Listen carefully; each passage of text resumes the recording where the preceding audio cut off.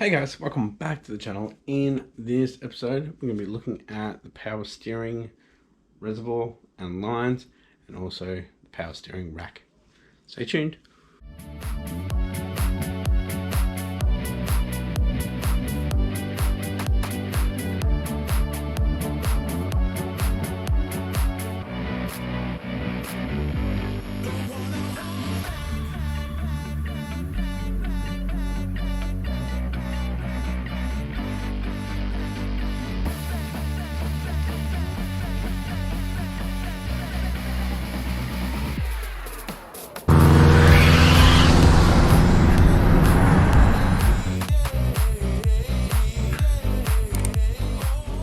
Thanks for tuning in, guys. If you haven't yet, please consider hitting that subscribe button and the post notification bell to stay up to date with this build.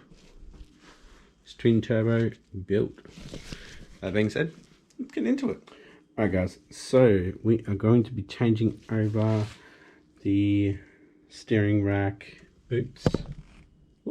These ones down here and on the other side, so it'll be going from underneath.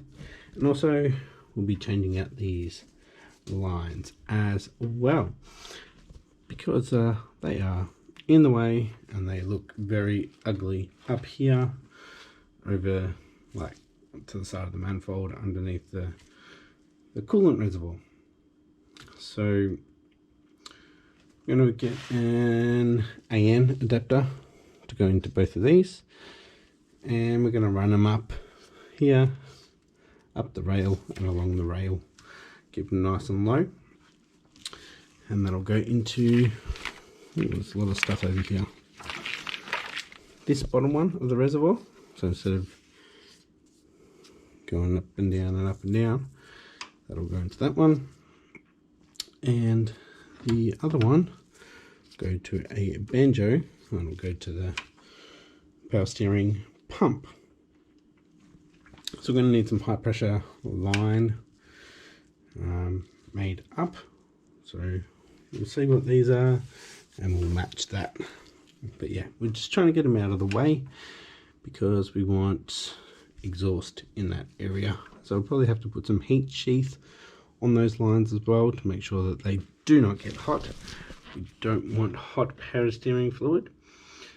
So yeah, let's get into it. Let's do it. There's a lot of power steering fluid on the floor already from this one here.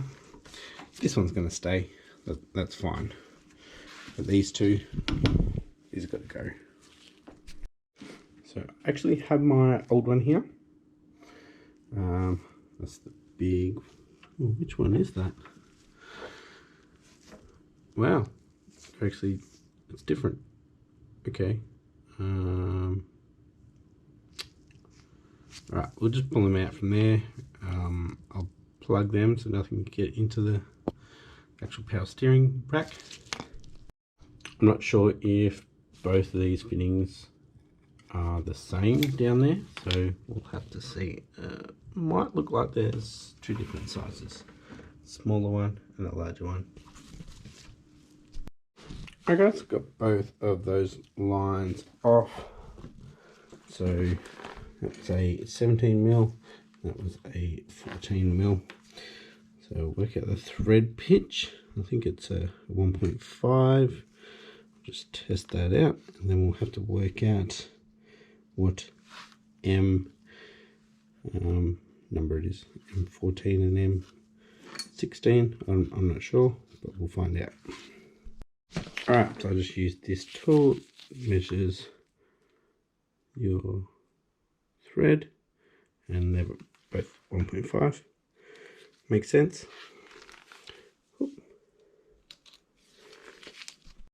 Alright, now we need to work out the size. So I've got my verniers here. I'll set you up on the little tripod here. Let's see if I can get you. So we've established that these are 1.5 in the thread. We're going to measure, make sure it's zeroed. We'll go on the threads. We're at 13.7. 13.7. Let's change that to inches.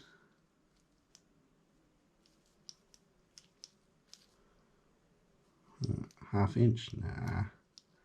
Let's go for an M14, 1.5. There we go, 13.8. Now let's check the other one.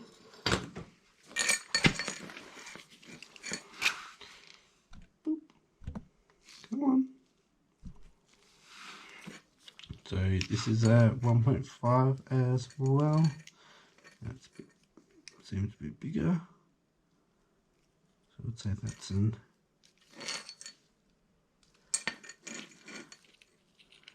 M16.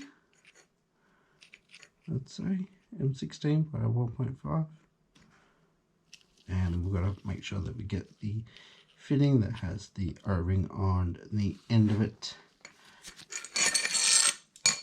Let's see if we can find that little opening to where it comes out on an angle. Alright guys, so I'm going to probably most likely use a 6AN line. So we'll try to find a 6AN to an M14 by 1.5 and dash 6. I guess yeah, dash 6 to a M16. Alright guys, so I'm going to get a banjo. So we'll have to get a dash 6 to this. Alright guys, just measured it up and that's an M14. I'll try to find the bolt.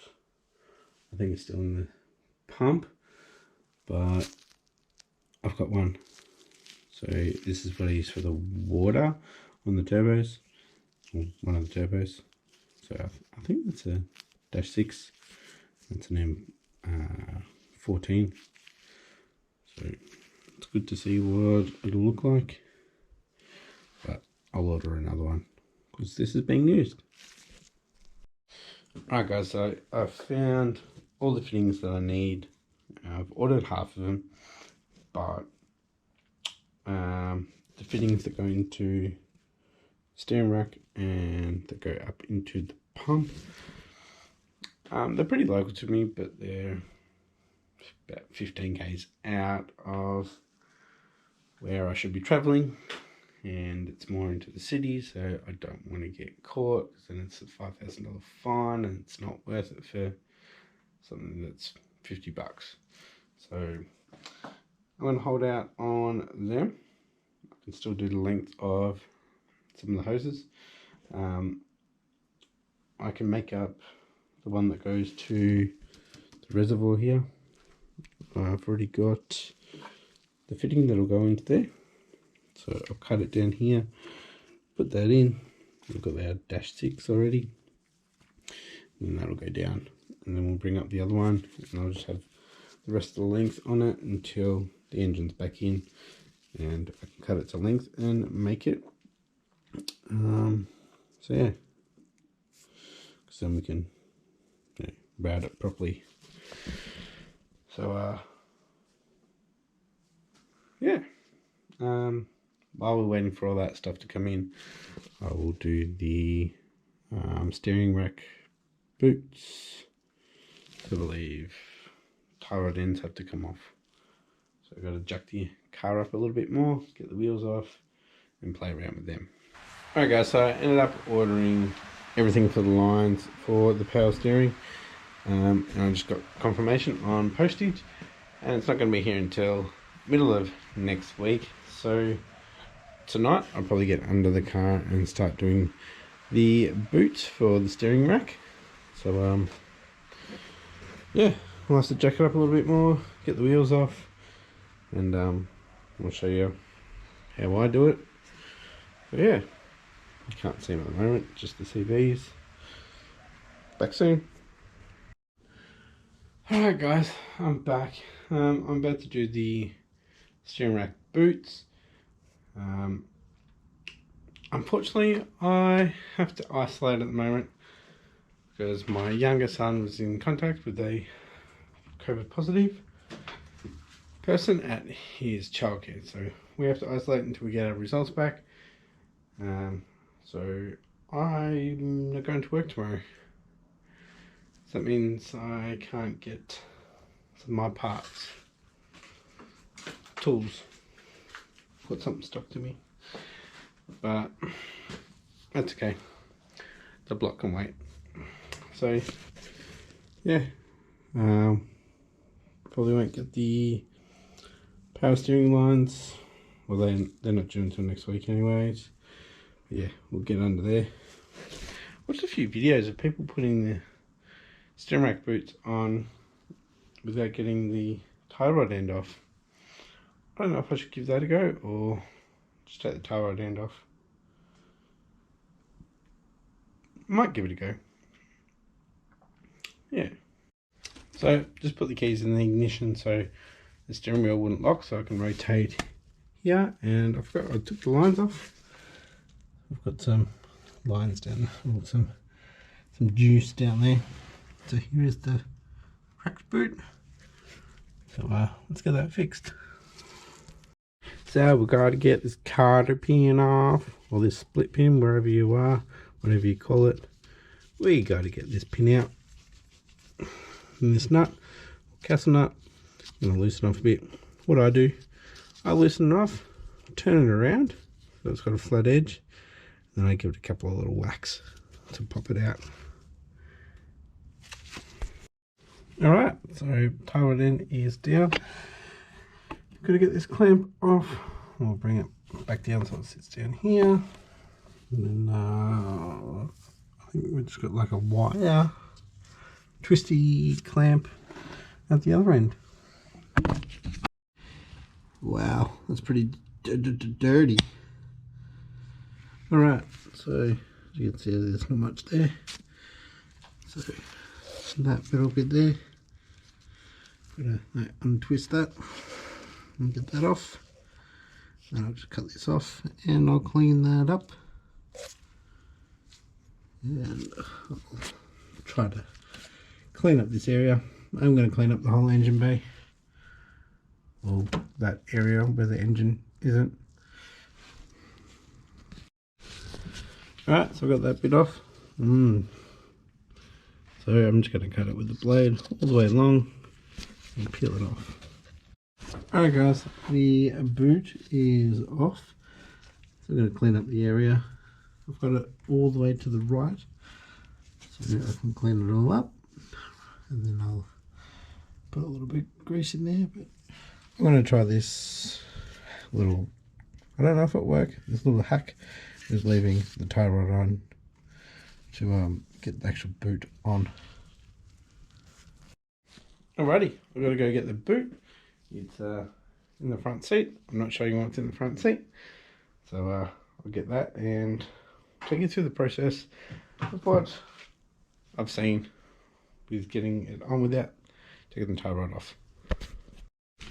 Right, got my genuine boot. If you're after it, there is the part number. So let's get some Ziploc bags and we need to put them over the tie rod end. So apparently you just gotta not give a rat's about this and grease these up, and then you just ram that on, grease that up and ram it on. Get over the fact that this will stretch. Yeah, I don't know if this will work. If it doesn't, yeah, I'll be taking the tie rod off. But if I get it to here, then I'll grease up that ball joint there. And yeah, so I'll get my grease and yeah, lube this up. So yeah, I'm lubed up and ready to insert. Yeah, I don't know how this is gonna go. If it's gonna go in nice and good, like down the shaft and everything. Like, I wonder if it'll accept it, you know. I don't know. I have no idea. I've seen quite a few videos like this, but Yeah, I'm not sure. There is no way that is getting past that tie rod.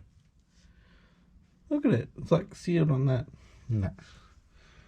No way. I call bullshit on that one. Definitely on the Forester, I call it. There might be a thicker rod on the WRXs, and that means it can get over here, but no way. That's a genuine original boot, so no. Let's get this tie rod end off. Alrighty guys, got the tie rod end off. So I counted how many times I turned it to get it off. It was 17 rotations, and I marked it there, and I marked it with the nut that is here. There. Whoop. Cleaned up the thread. I'm going to grease up this joint here, and I'm going to slide the new one on. Got a cable tie for the inside, and I'm going to use the original clamp for the outside. Pretty easy. Alright, the inside one has been cable tied. Now go to the outside one with the clamp.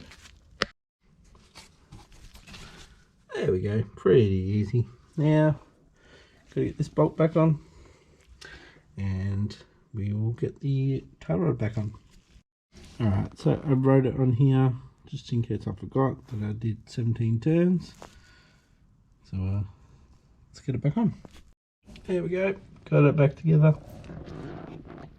So we've got that castle nut to go back on now. And the split pin or Kaido pin over here from. All done. Simples. Not too bad. So yeah, I might leave this episode here. Obviously it's going to be a multi-part episode because we're going to still do the power steering lines. So we've got to wait for them to come in and probably do the other side.